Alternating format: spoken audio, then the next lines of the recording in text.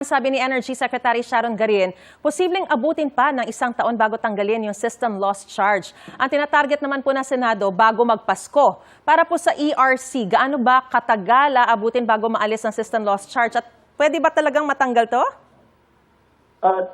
Ang pagtatanggal ng system loss charge, ito madali. Pwede naman na pagdesisyonan na talagang hindi na ipasingil yan sa ating mga utilities.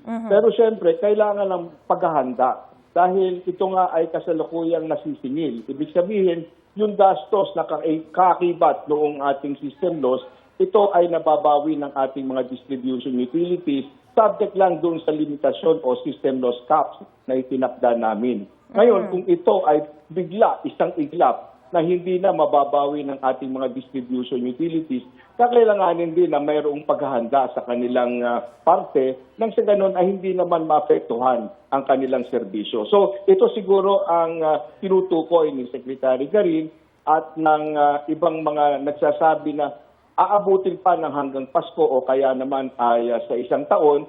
Ito yung implementasyon na talaga ng pagtatanggal ng system loss. Pero yung pagsasabatas nito, yung pag-amyenda ng ITIRA, ito ay depende na sa kilos, sa galaw ng ating Kongreso. At syempre, meron na namang mga nakafile na mga bills para dito. At kung magkakaroon na ng mga public consultations, I think next week, meron nang ipinatawag ang ating Senado na konsultasyon. So makikibahagi tayo sa konsultasyon na yan. Nang sa ganon ay makapagbigay din tayo ng ating mga suhestyon patungkol sa kung mayroong kailangang transition o kung mayroong kailangan na mga ayuda or mga mekanismo o kaya ay mga adjustments doon sa paniningil ng ating mga distribution utilities. Ito din ang magawa namin sa aming panig sa ERC. Kung hindi pa tuluyang matatanggal yung system loss charge, ano po ang pwedeng gawin agad para kahit papano maramdaman din ng mga customer na bumaba yung kanilang bill kahit papano?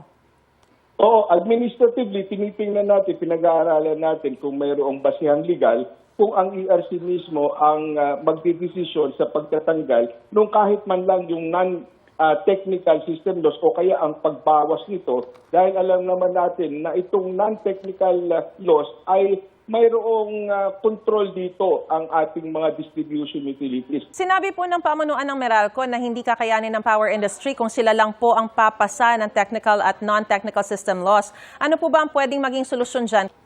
Oo, siyempre, ito naman yung mga doomsday scenarios na ipinipinta ng ilan. Hindi naman din maaari na ganyan ang hayaan natin na mangyari dahil ang serbisyo pa rin sa ating mga customer ang isasaalang-alang.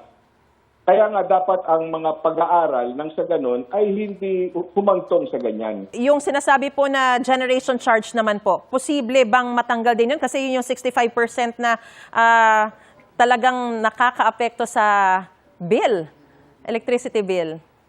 Oo, ito naman talaga yung bayad natin doon sa kuryenteng nililikha o generate at kinukonsumo naman natin. At kapag lumilikha kasi ng kuryente, mayroon talagang gastusin yan. Bukod doon sa panggatong, yung mismong pinagpatayo ng planta at pinag-operate ng planta, ito ay gastos na kailangan din dapat talaga mabawi bayaran. ng puhunan dyan. So, ang pinakamainam na magagawa talaga natin ay mapababa ito at ma-identify kung saan ba nagtataas. Kung ang pagtataas ay dahil doon sa mga pamumuhunan, dahil mataas ang mga interest rate o yung rate of return na hinihingi ng mga namumuhunan, kailangan maisaayos ang ating economic at nang sa ganon ay mapababa yung cost of capital. Ganun din kung ang problema ay supply.